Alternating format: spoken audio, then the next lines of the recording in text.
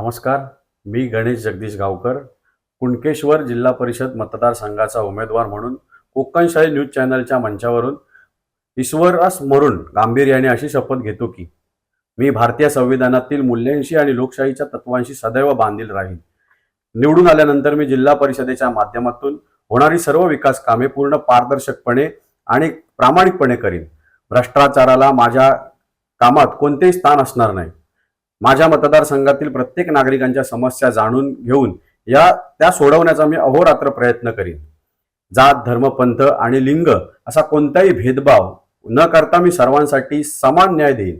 शिक्षण, आरोग्य, पाणी पुरवठा, रस्ते, शेती आणि रोजगार यांसारख्या मूलभूत प्रश्नांना मी सर्वोच्च प्राधान्य देईन.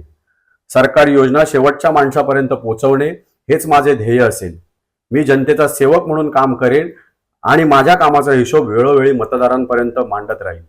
मी ही शपथ पूर्ण शुद्धीने आणि निष्ठेने घेत आहे.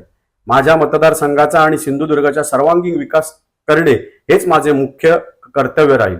जय हिंद, जय महाराष्ट्र.